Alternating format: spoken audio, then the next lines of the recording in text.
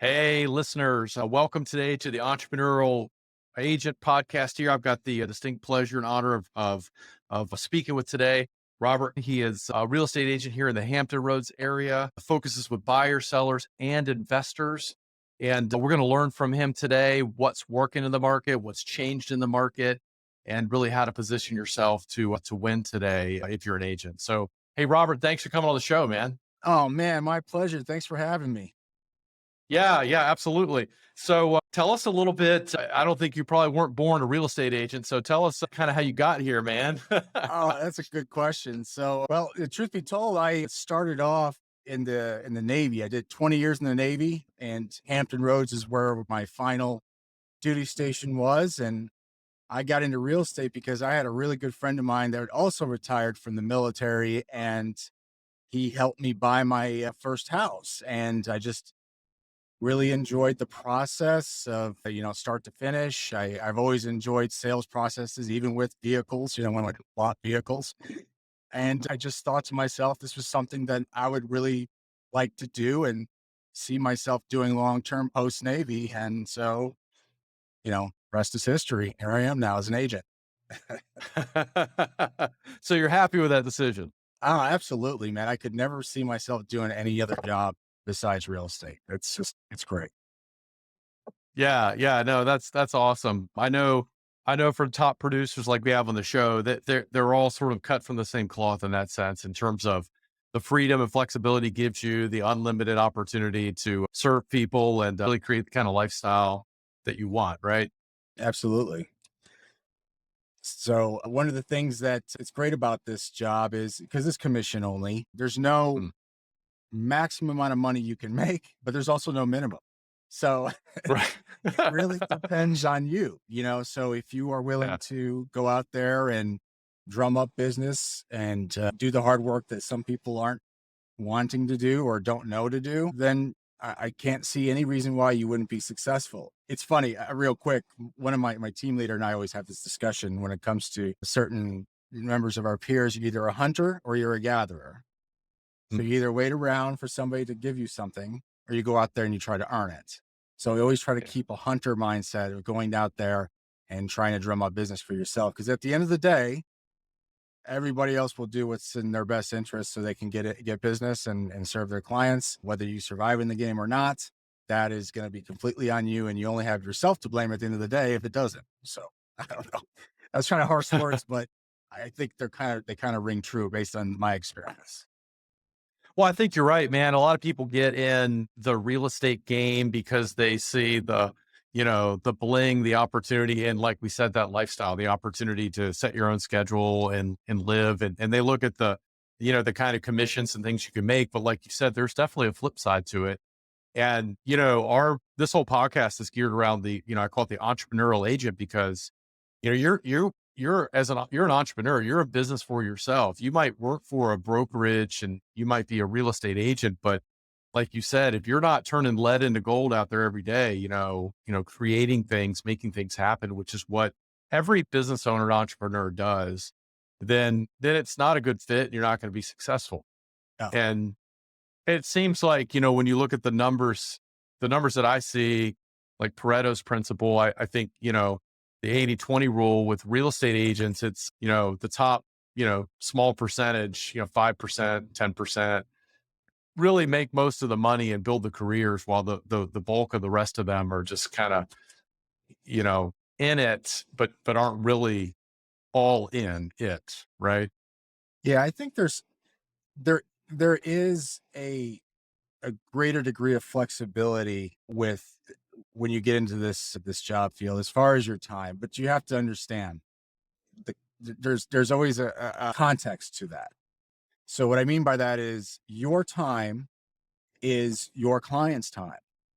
So when your client gets out of work at 4:30 and they're ready to see a house, I understand that your kid just got off the bus, but it's time to make deals happen when your clients have the availability to make those deals happen. So do you have to necessarily go out and show homes? No, you can say no and you can, go about your day, but do it enough times and that potential buyer of yours will find an agent that does have time for them. I see it all the time. And that's the thing. That's the work that you have to put in at the end of the day is you can get that flexibility and you can get that, at a time and you can get that money, but it's got to be earned and it's got to be based on your client's needs too. So I mean, I think that's like the biggest thing I got to let people know, and something that sometimes they have to really experience for themselves when they get into this business is your first and foremost, focus has to be on your client care 100% all the time. And usually when it's most convenient for them. Sorry, trailing off here, but some of my so No, it's a good point.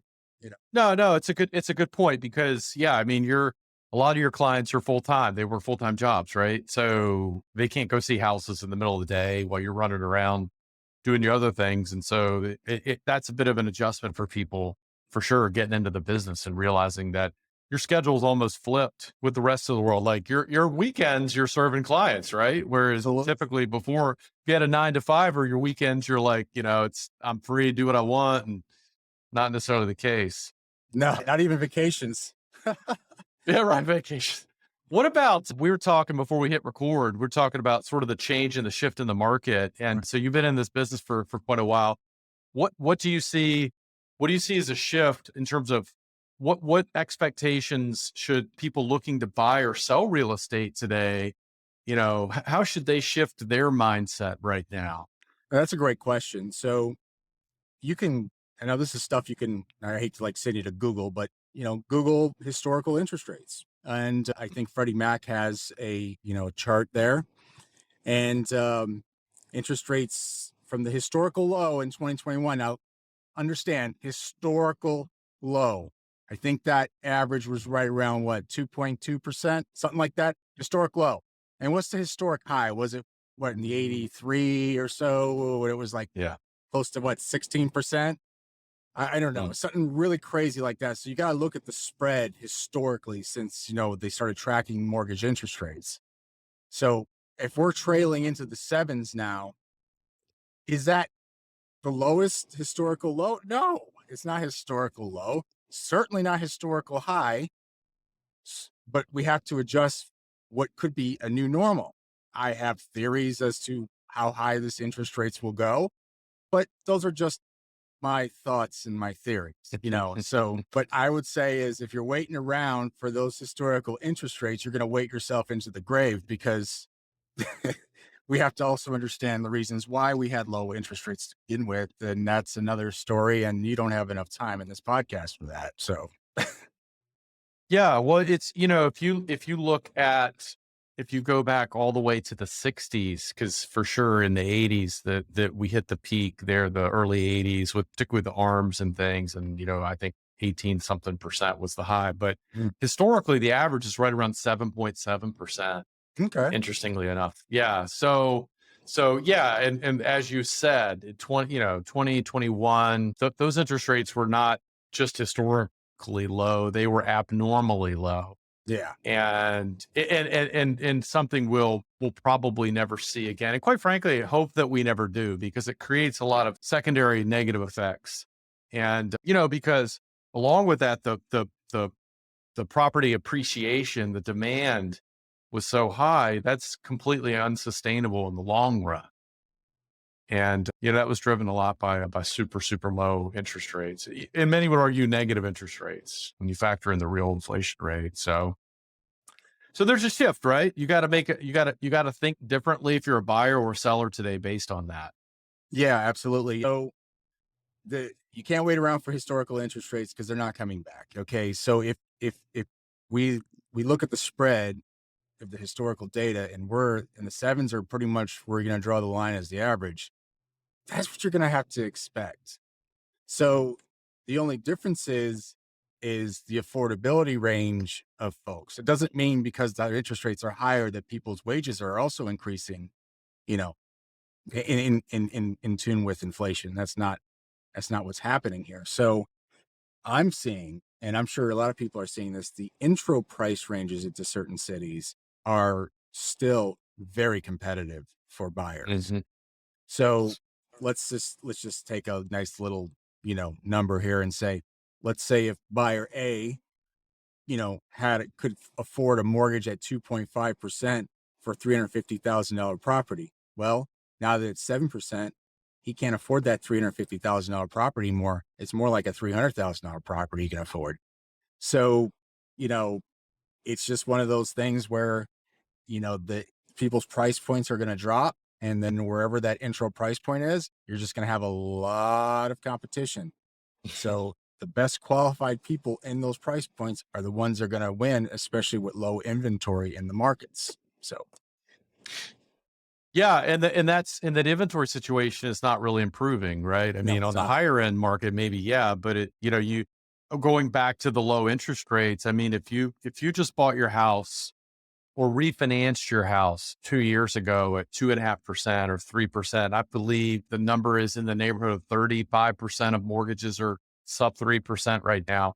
Jeez. So you have to have a real compelling reason to want to sell that house, right? And to move. Right. So, because why am I going to go from a, 3% or less mortgage into a 6.5 or whatnot, just to move across town because I need a little bit more space or I just like it a little better. I mean, it's got to be a real compelling reason to go on the market, right? So in my experience, when people go to buy things, and this is just based on my sales background and whatnot, is buyers make buying decisions based on pain or pleasure. Okay. Either I need a 4 bedroom bad because now I have all these kids. So so they're gonna have to buy another house, or it's pleasure. I really wanted a house with a pool and a jacuzzi and a sauna and a boathouse. Okay, now you're talking about a want, not necessarily something you really need. So the more motivated a buyer is, I typically find is those are buying based on pain, those that need to buy. Now, those that are buying luxury properties, they're going to only look for the deals right now. Because why wouldn't you? Because there's plenty of properties in the luxury space that are seeing price reductions. So Mhm.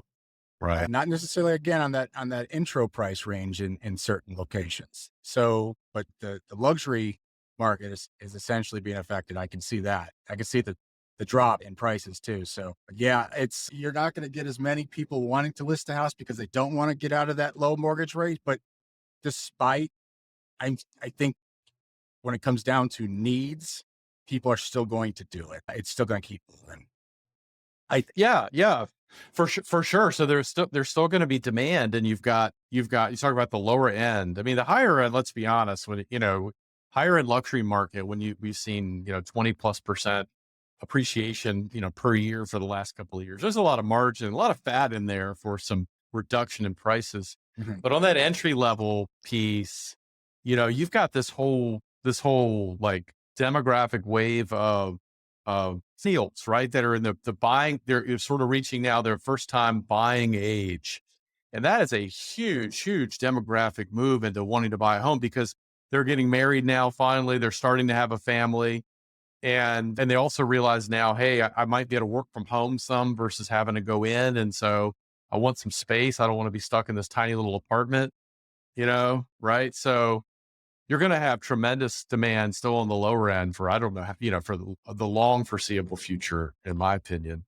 I think you're getting into something that's, very true. And one of the things that we saw in the pandemic was that a lot of people are changing the way they came to realize that come to realize I don't need this big office space for all these employees because I can have them work remotely and then they can come and meet up with me, once a month on site. And so people now working from home need that extra office space to, conduct their work and whatnot. And you're seeing migrational patterns. I'm getting into the weeds here, but you're seeing migrational patterns from different, high earning areas coming to lower earning areas where, let's say, $500,000 house in New York versus a $500,000 house in Virginia Beach. It's like night and day. Right. but it's Right. but it's causing those prices to surge as well. So everything from the Mhm. affordability, I think, to the mid level, at least in my market, I'm seeing it's still pretty competitive. So And yeah, and then and the quality of life for those people is so much better, right? Leaving like a New York where you're living in a 1-bedroom apartment for 500,000 versus a really nice home in Virginia Beach, right? For 500,000. Yeah, absolutely. You can have a dog in a backyard and, if you're into that sort of thing, but You as probably most have a people pool are. too, you know? That's right. That's right. You can have a pool. Yeah, that's pretty cool. So, so in terms of, the changing market, and again, you've been in this for a while, you had a successful Navy career. What are some things that you're doing right now? 2 or 3 things, Robert, that are helping you to stay productive, going through this transition, and what's helping you to not only survive but to thrive.